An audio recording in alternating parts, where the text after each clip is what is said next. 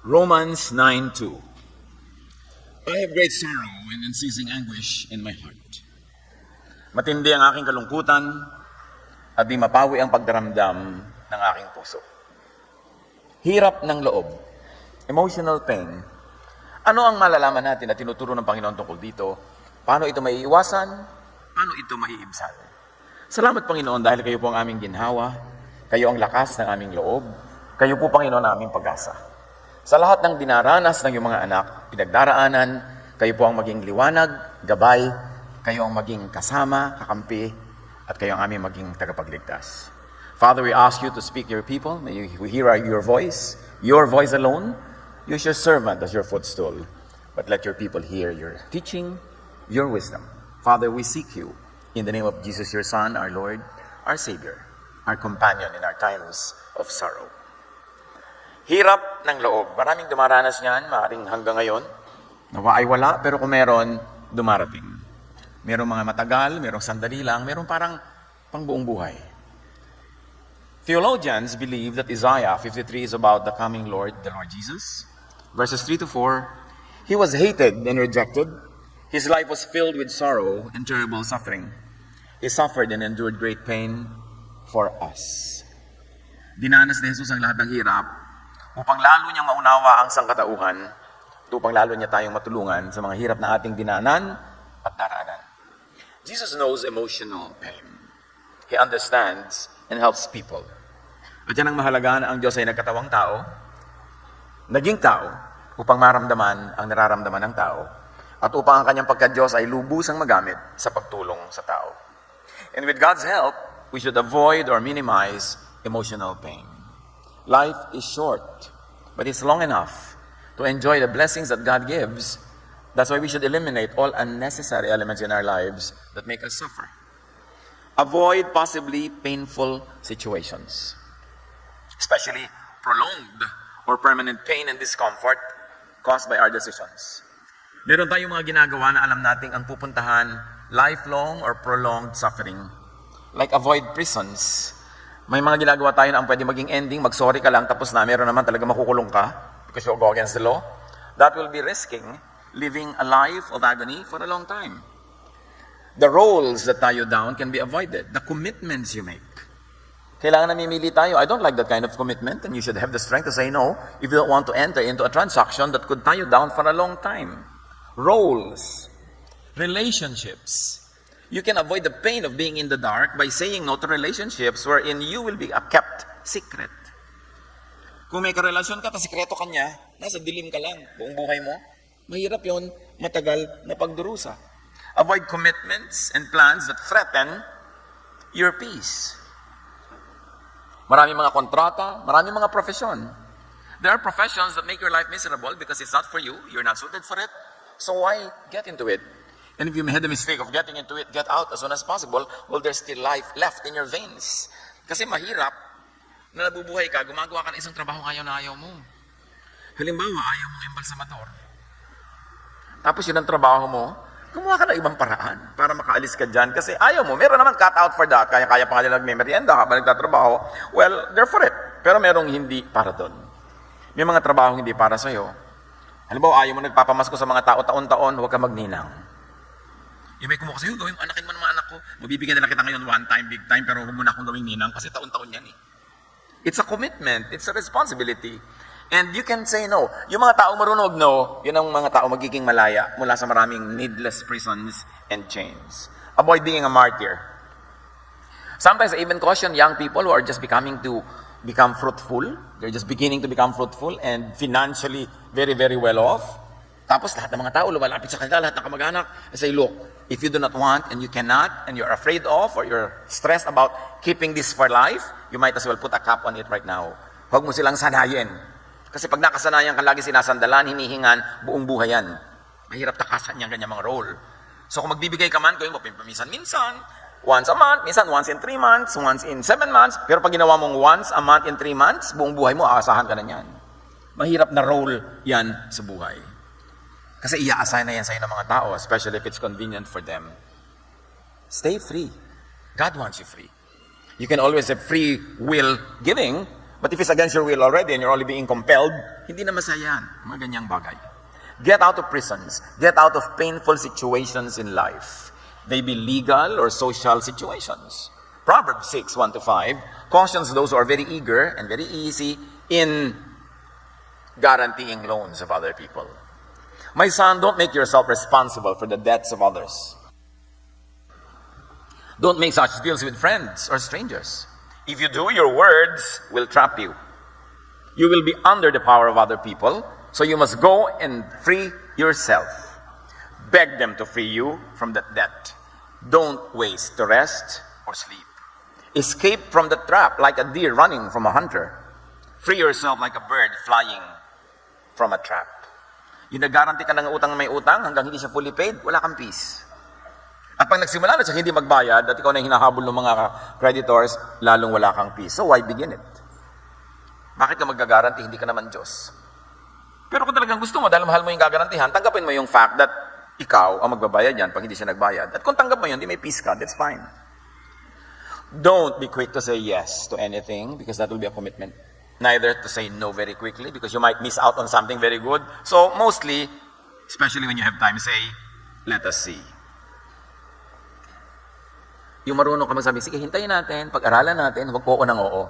At lagi natin sinasabi, don't say yes when you're happy because when you're happy, you have a tendency to say yes. Don't say no when you're sad and don't commit when you're angry. Don't do something or say something when you're angry.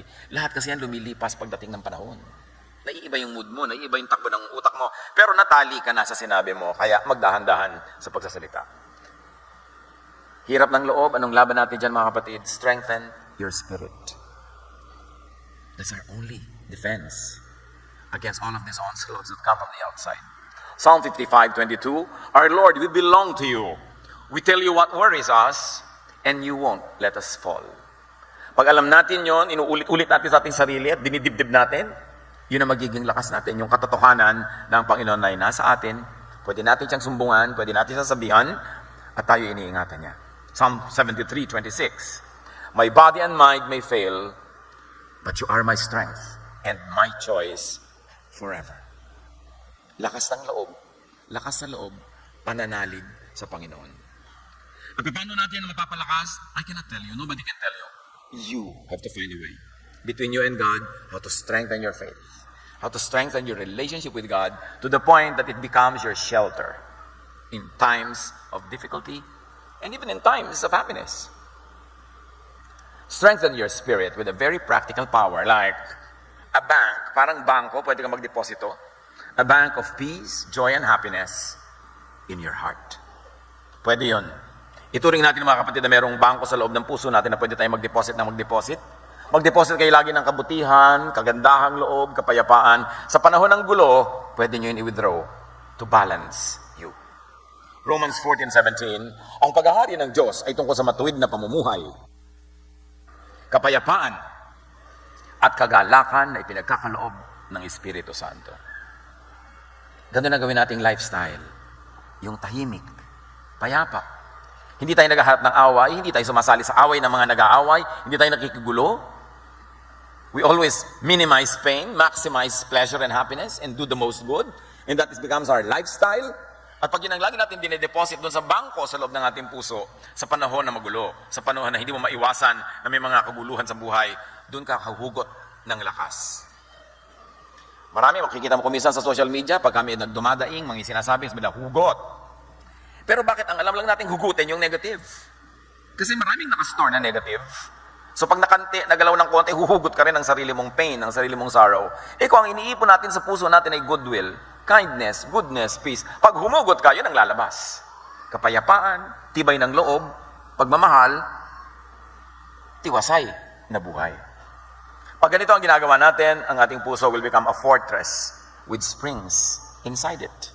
In the olden days, when fortifications meant physical walls, they had to be built around springs of water, especially in the desert. Para pagka ang mga kaaway mo, pinaligiran ka, hindi ka pinalalabas para makakuha ka ng pagkain, nilulusob ka, meron kang lakas na galing sa loob. And usually you need a spring of water, kasi mahalaga yung water for survival. But when you develop a very spiritual and a godly lifestyle, there is that spring of living water. welling up from within you. And this is the Spirit of Jesus, who is the living water. Hindi mo kailangan pasayahin ka ng tagalabas, hindi mo kailangan kausapin ka, himasin ka, palakasin ang loob ng tagalabas, kasi mismong sa loob, may nanggagaling na lakas. At meron tayong salita dyan, lakas ng loob. At nangyayari yun pag buo ang loob, pag matining ang loob. Yan ang napapabayaan natin yung konsepto natin na loob, na kilalang-kilala ng ating mga ninuno, na kailangan na lagi mong inaalagaan yung loob, yung kalooban, yung damdamin, yung puso, yung nadarama, yung espiritu, kasi yan ang tunay na ikaw. At yan kakukuha ng lakas sa loob, sa ating espiritu. Psalm 89, 16-17, your own glorious power makes us strong, and because of your kindness, our strength increases. Ano nagpapalakas sa atin? Nagdadagdag ng lakas ang kabutihan ng Diyos. Hindi mga armas, hindi mga pera, hindi mga kuno-ano, yung Diyos na nakatira sa ating kalooban. And only you can devise a way to develop that inner spirituality that can see you through in times of sorrow, in times of difficulty. So you strengthen yourself with practical power like a bank of rest, relaxation, and enjoyment. Para rin tayong may bangko sa ating puso, deposit ka ng deposit ng kasayahan, ng kaligayahan, ng pleasure even. Hindi yan masama, basta hindi mo ninanakaw sa iba.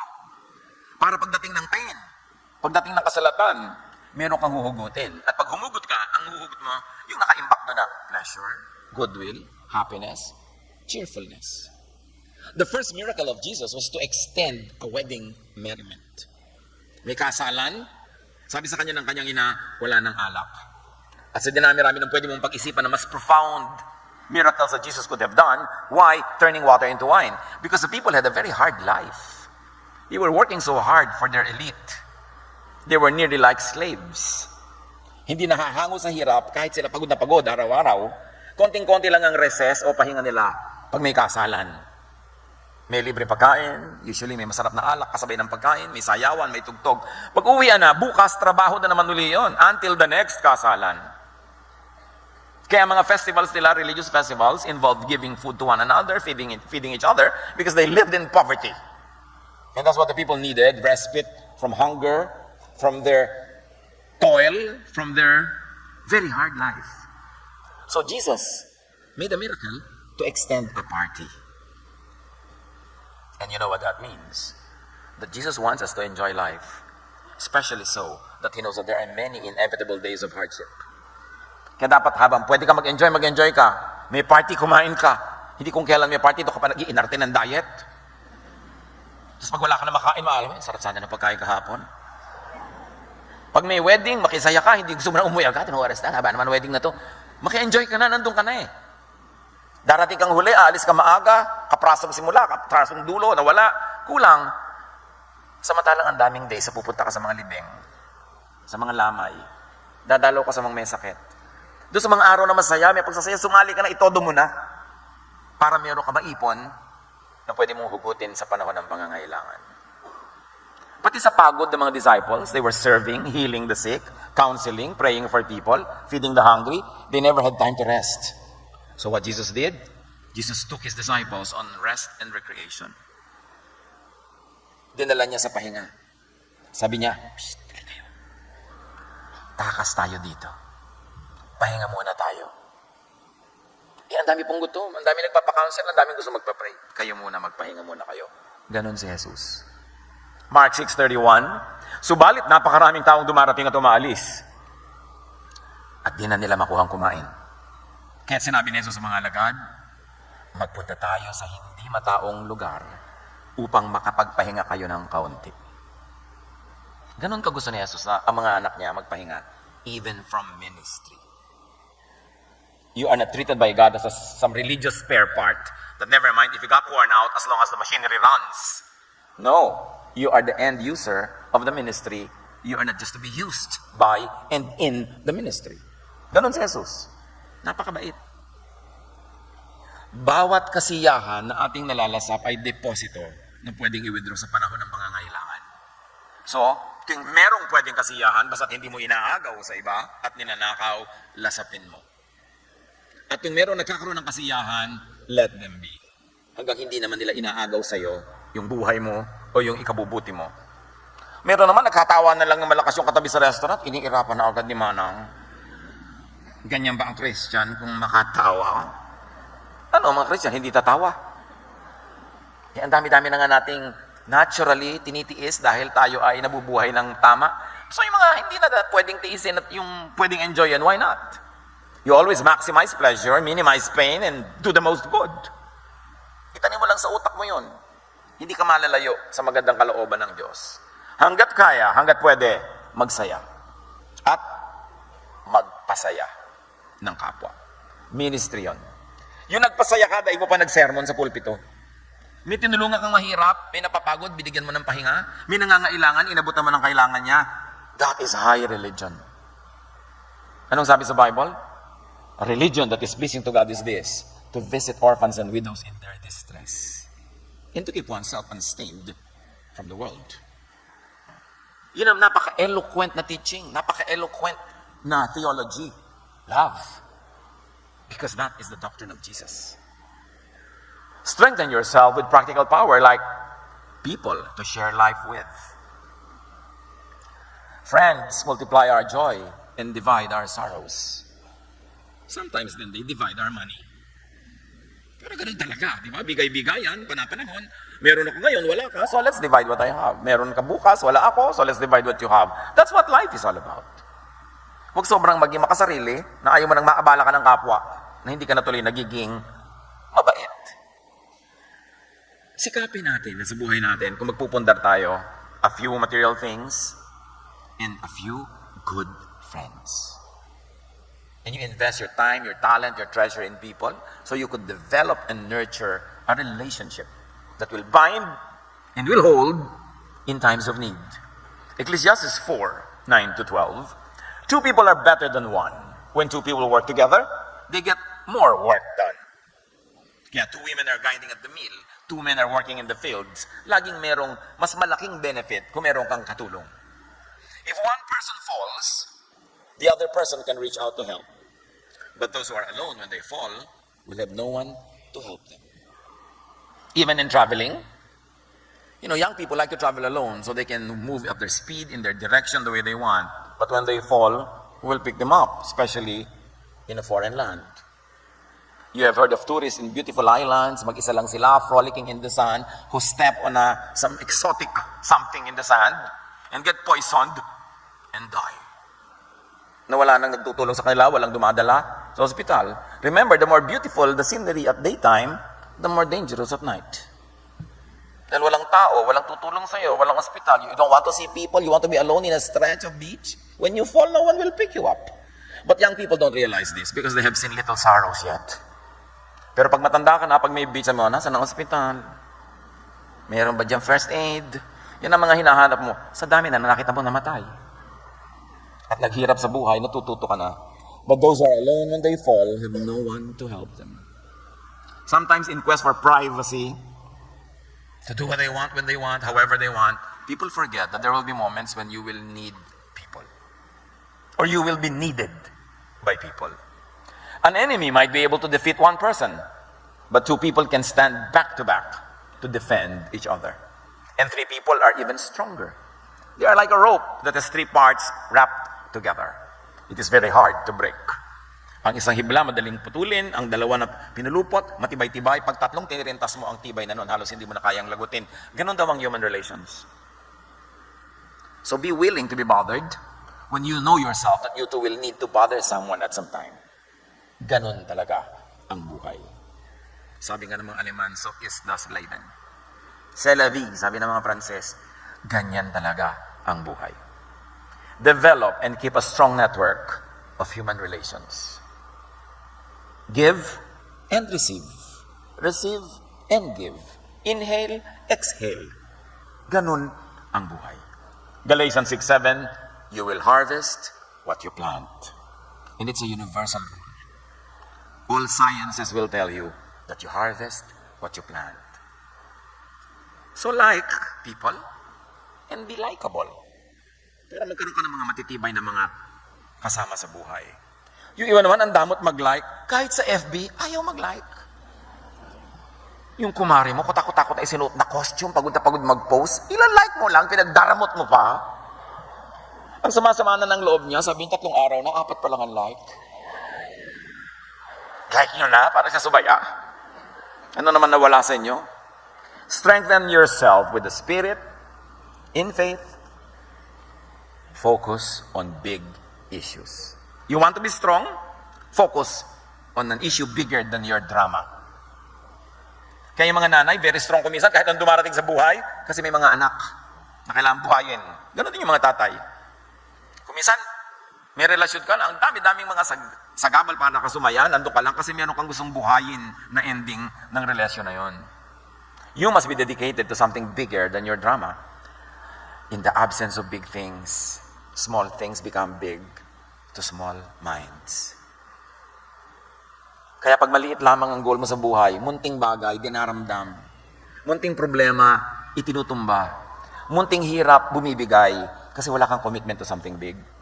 Causes that are bigger than your needs, your wants, and your personal drama. John 4:31 to 34. Alok sila ng alok kay Jesus kumain, hindi pa kumakain. Although this is a metaphor based on real happening, but it's important to absorb what Jesus meant. Samantala, makailang ulit na sinabi ng mga alagad kay Jesus, Rabbi, kumain na kayo.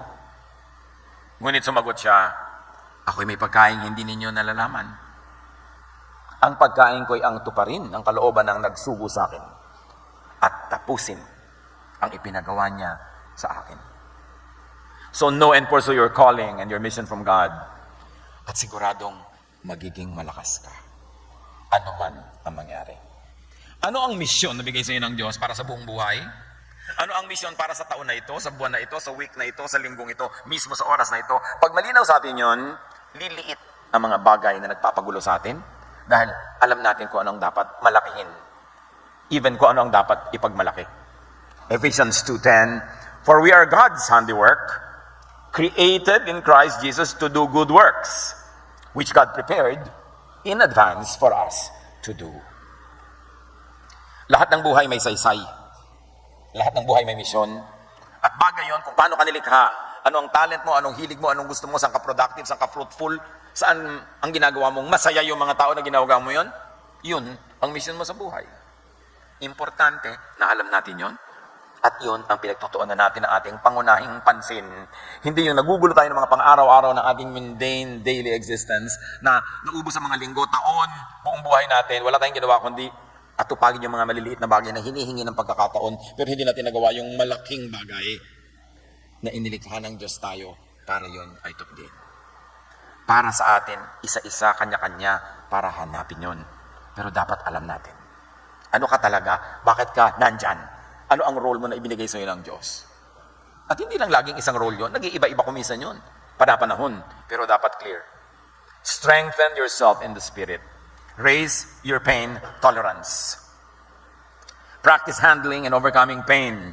Pati ang paghawak ng mga bagay na masasakit, mahihirap, pinagpapracticean yan. That's why it's good to train young people to handle frustration, failure, sadness, abandonment, rejection, because they will face so much of that their whole life. When you always raise children protected from truth, lagi natin silang, you are the biggest fan of your anak, na pinasanay mo siya siya lang ang pinakatama, siya lang ang pinakamaganda, siya lang ang pinakakarapat dapat. Paano pag wala ka na dyan? Ano ang kakasanayan niya? Yung bumaba lang yung grade, nagpapakamatay yung mga ibang bata abroad, ha? Hindi lang pumasa sa exam, tumatalon sa building. Paano? Sinanay sila na dapat lagi kang successful. In many civilizations in the West, and even now coming to the so-called developing world, ang ginagawa ang bata laging competitive. Why teach people to be competitive instead of teaching them to be cooperative? Because you maximize the benefit of living on this planet by cooperating with everyone else, not by competing with everyone and becoming the only winner, rendering everybody else the losers. Nobody loves a winner that way. Pati natin silang turuan makiblend sa mga tao, makisalamuha, makibagay, makipagmabutihan. Imbes lagi nilang itaas ng itaas ang sarili. Hinuhukay natin ang kanilang libingan agad-agad pag sinasanay natin ang mga bata ng self-worship. Kaya marami sa mga bata yung lumaki sa hirap, pagtanda, yun ang mga mabubuting anak eh. Kasi alam nilang mahirapan. Kaysa pinalaki sa layaw, pinalaki sa sarap, pinalaki sa ginhawa, nagiging mga selfish. So raise your pain tolerance, especially teach children to bear with pain because it's inevitable. There's a lot of parts of life that are painful. Yun ang katotohanan. Practice handling and overcoming pain and graciously face those necessary little daily pains. Do not overprotect people and develop muscle memory in pain management. Sa athletics, sa dance, kahit saan sa music, practice. Kasi nagkakaroon ka ng muscle memory. Yung alam na ng muscle mo, nakataon mo gagawin, pag umikot, pag tumalon, sanay na hindi mo naisipin. Pag pinractice mo rin ang sarili mo sa hirap, pag dumating yung hirap, alam na niyang gagawin. You will not only survive, you will prevail. Kasi meron kang practice.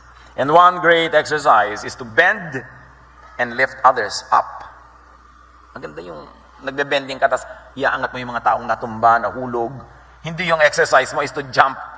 Tapos paglulunod ng dagan mo, pagtatatalunan mo yung natumba. Kailangan, lagi tayong tumutulong sa kapwa. Merong hiwaga na pag tumutulong ka, ang ending, ikaw ang natutulungan. May hiwaga yon, pero totoo yun. Commiserate with others. Matutong makiramay. Matutong sumali sa buhay ng mga tao, even at the point of sometimes sacrificing your schedule for that day, for that moment, dahil may in-accommodate kang iba. Romans 12:15, mourn with those who mourn. Master the spiritual skill of resting in Jesus.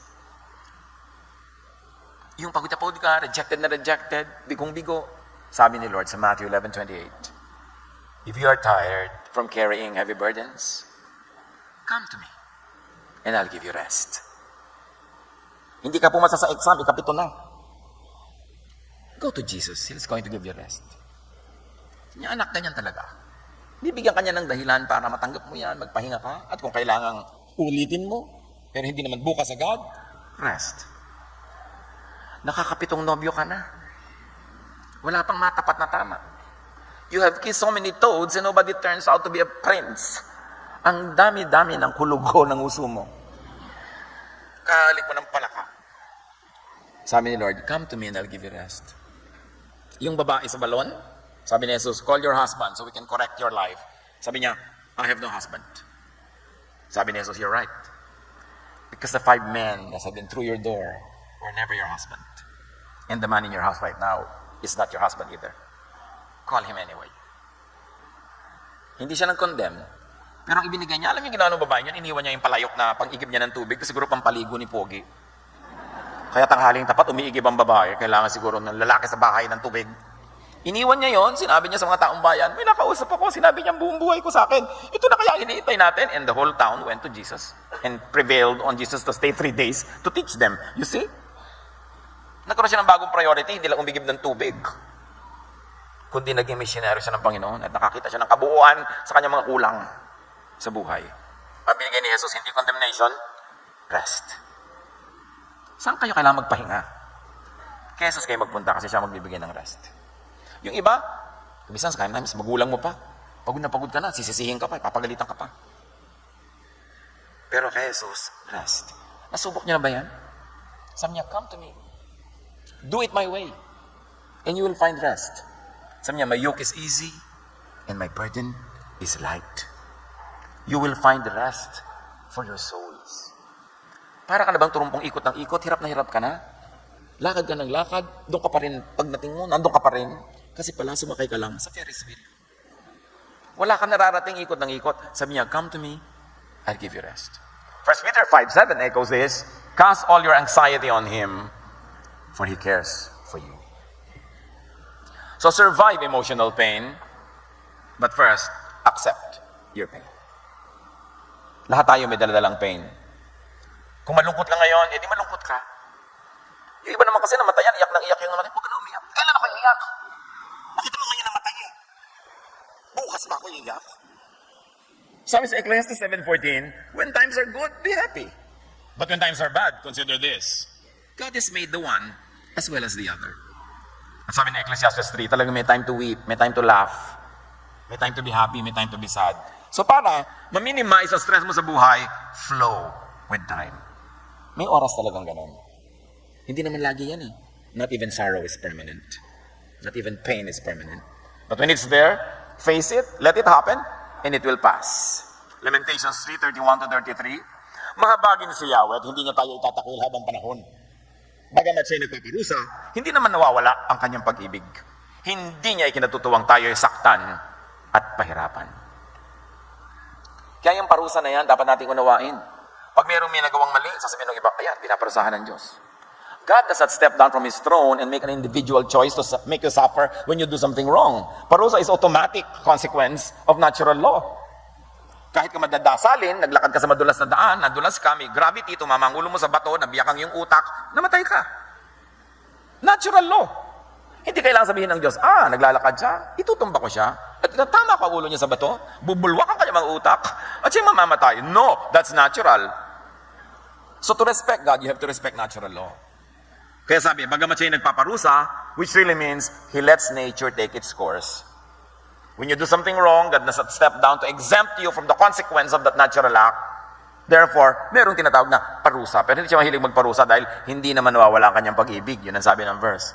He loves and rescues. And when God rescues us from the natural effect of our natural causes, yun ang tinatawag nating miracle. Magtataka yung iba, bakit po yung mga pastor nasunog sila lahat sa isang hotel? Paano? Meron nagkaroon ng short circuit, nag-apoy yung hotel, nakasara ang fire escape. Natural causes, natural law. When you want to respect God, you respect natural laws because God is the author of natural law. Don't disregard natural law, then ask God for an exemption and ask God for a miracle. That can happen, but that is rare. You cannot expect that. Kailangan, kung ayaw mo maparusahan, huwag kang gumawa ng pinagbabawal ng Diyos. Ganun lang kasimple. Sometimes, hindi kang gumawa, pero kasamahan mo, mahal mo sa buhay, kamag-anak mo, nadadami ka, kasi we're all in this together. That's why we live responsibly. Kasi kamisan, dahil sa yung responsibility, napapahamak yung anak, napapahamak yung asawa, napapahamak yung nag-guarantee sa utang mo, kasi hindi mo nabayaran. When all this happens, take shelter in Jesus. Psalm 42:11, why am I discouraged? Why am I restless? I trust in you. And I will praise you again because you help me, and you are my God. So nakita natin dito, positive attitude. Nahihirapan ako, nadi-discourage ako, what I will do is, I will praise you. Hindi pa natin nahuhukay ang hiwaga ng katotohanan ito, but when we praise God, and we are thankful, and when we are grateful, things happen. The universe realigns to favor us. Because God loves it when the climate of thanksgiving, when the climate of gratitude is prevailing. Kaya dapat marunong tayong magpasalamat. Marunong tayong, pag may kulang, ay pasalamat natin yung nandun. Marunong tayong magpasalamat kahit may kulang, kahit may nararamdaman tayo. Masakit ang paa ko, pero salamat, hindi masakit ang ulo ko. Dapat lagi kang maghanap na ipapasalamat. Kasi pag nagpapasalamat ang tao, time and again it is proven. And the verses of Scripture say that, naiiba ang takbo ng buhay when people are thankful and grateful. Merong hiwaga. Kung hindi mo kayang unawain, sundin mo na lang. Philippians 4:6-7, huwag kayong mabalisa tungkol sa anumang bagay. Sa halip, hingin ninyo sa Diyos ang lahat ng inyong kailangan sa pamamagitan ng panalangin, may pasasalamat. At ang kapayapaan ng Diyos na hindi kayang maunawaan ng tao, ang siyang mag-iingat sa inyong puso at pag-iisip dahil sa inyong pakikipag-isa kay Kristo Jesus. Yes, bring your request to God, bring them all, but accompany every request with thanksgiving. Don't go there as if you're asking for something you deserve.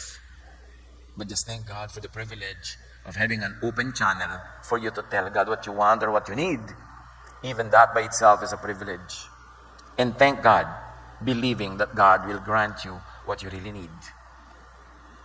Employ your increased pain tolerance. Di ba kanina, practice your muscles? Magsanay ng mga konting sorrows? Hindi naman tayo pwede mag-practice na mamatayan ng mga mahal sa buhay, pero anong practice pwede mong gawin? Makiramay ka sa mga namatayan. Pumunta ka sa mga libing. Pumunta ka sa mga kung ano-anong wake. Para meron ka ring muscle practice. Pag dumating sa buhay mo yon, may huhugutin kang lakas na naituro na sa'yo ng karanasan ng pakikiramay sa iyong kapwa. Pakikiramay sa kanilang mga kabiguan, mga kalungkutan, mga pagkalito, ganun din ang magiging bunga. Napaka-importante. Isipin natin yan. 1 Corinthians 4:8-9. Kabi-kabilaan ang pagpapahirap sa amin. Ngunit hindi kami nalulupig. Kung minsan ay nababagabag, ngunit hindi kami nawawalan ng pag-asa. Inuusig kami, ngunit hindi pinababayaan. Napapatumba kami, ngunit hindi lubusang na ilulugmok. Ganun yung merong lakas sa loob. Nadadapa ka rin, nakakamali ka rin, nagkukulang ka rin, nalulungkot ka rin, nakakalimot ka rin paminsan-minsan, pero hindi yan sumasagad. Hanggang labas lang, kasi may ibang nakatira sa loob, ang Espiritu ng Diyos. Kaya yan ang dapat napatibayin, kalooban, pananalig. Everything is won in the spiritual realm. Our battle is not against flesh and blood, but against principalities in the air. True defeat, true victory does not happen in the physical world. It happens in the realm of thought. It happens in the spiritual world. When you win spiritually, in the realm of thought, the body, the planet, the physical world will just follow. Pag natalo ka dito sa mundong ito, nakita na physically natalo ka, ibig sabihin may nauna ka ng pagkatalo doon sa spiritual world, sa thought, sa faith. Kaya dapat ang tunay na pakikidigma doon sa realm of thought na tinatawag nilang in the principalities in the air. Ang nakikita natin sa mundo, representative lang yan ang nangyayari doon sa hindi natin nakikitang spiritual world. Nandun ang tunay na tagumpay. Kaya ang dapat nating palakasin ang ating spirito, ang ating pananalig, ang ating paninindigan, ang ating loob. Now find every available relief and comfort, especially when you're going through difficulty. Hebrews 10:25, huwag nating kaligtaan ang pagdalo sa ating mga pagtitipon, gaya ng nakasanayan ng iba. Sa halip, palakasin natin ang loob ng isa't isa. Kaya mahalaga yung fellowship. Mahalaga yung meron kang maliit na group na magkakapalagayang loob kayo, magkakakilala kayo, inaabala ka nila, inaabala mo sila, nagtutulungan kayo. Yun ang itinuro ng Panginoon paraan para mabuhay, mapagtagumpayan ang mga darating na mga hirap, mga sakit, at mga pangangailangan. It's important. And find a helper and healer in time. Sabi nga nila, time heals all wounds. Nearly all. But what is important is this. The pain of whatever sorrows or difficulties or hardship will wear off with time. Yung iba, at napabalitaan natin yan, nakipaghiwalay lang ang girlfriend, magpapakamatay. Ang hindi na-realize sa mga young people kasi, ang sakit niyan pero lilipas din yan. Pero alam niyo kung bakit? Ang dami nagpapakamatay ngayon young people. Ang dami. It's almost epidemic. Wala silang practice, masaktan. Pinalaki sa layaw. Laging, anak, ang ganda-ganda mo. Pero mami, sabi po nila, ang laki-laki ng mata mo. Huwag ka maniwala, anak. Close your eyes. Lagi na lamang na, ini-spoil natin sila. Kasi gusto ng anak, may magagandaan sa'yo, may hindi.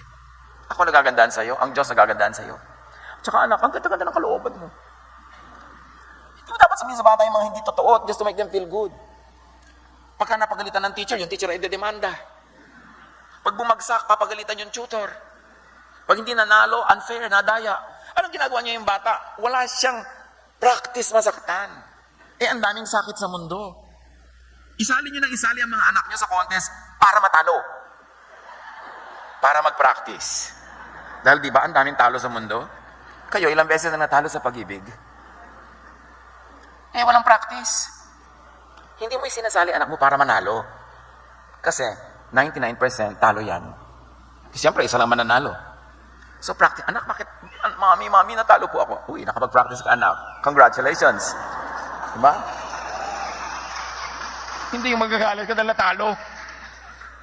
Kaya marami nagpapakamatay ng mga anak ngayon, ng mga magulang, pinalaki sila sa layaw.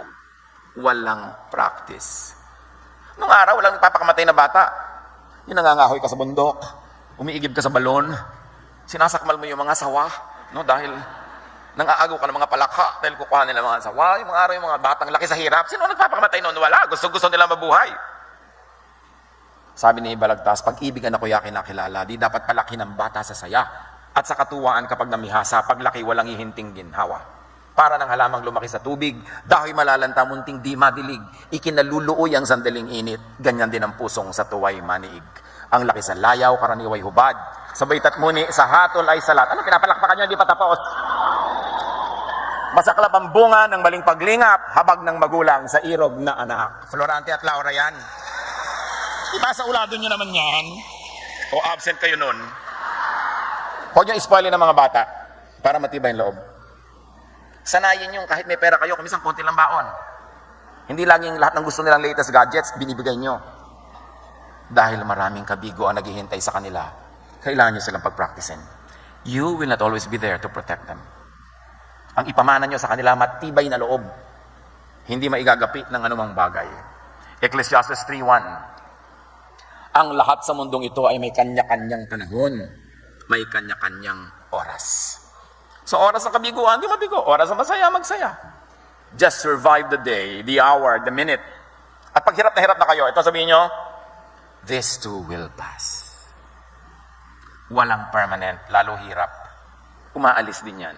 Just survive the day so that when God distributes new blessings tomorrow, you are alive and you are there to receive it. Importante, just survive. Huwag kayong bibigay. Pag natumba, bumangon. Pag hindi makabangon, gumapang. Huwag kayong titigil. And in healing, time is our friend. Isaiah 43:2. Kapag dumadaan ka sa malalim na tubig, sasamahan kita. Tumawid ka man sa mga ilog, hindi ka malulunod. Dumaan ka man sa apoy, hindi ka masusunog. Hindi ka matutupok. Kasi mahal ka ng Diyos. Just survive. Learn the lesson. Pick up the pieces and live again. Habang may buhay tayo, may magandang kalooban ng Diyos na magaganap. Langoy lang, tawid lang, daan. Just keep going. And erase the pains of the past. Do not live in the past. Do not relive the past. Lalo kung painful, kalimutan mo na. Philippians 3:1, I forget what is behind and I struggle for what is ahead. Tama na yung mga samaan ng loob, mga hinanakit, mga galit. Wala mangyayari. Pag lagi mo na lang yung binubuhay, kailangan kalimutan and do not create new pains. Learn from the past. Be sensitive to threats. Do not invite or entertain pain and do not manufacture your own drama. Pag tinignan natin ang mga sorrows natin, mostly we are the manufacturer. Proverbs 3:6-8. Always let him lead you and he will clear the road for you to follow. Don't ever think that you are wise enough, but respect the Lord and stay away from evil. This will make you healthy and you will feel strong. Panginoon, salamat. Kayo po ang aming lakas.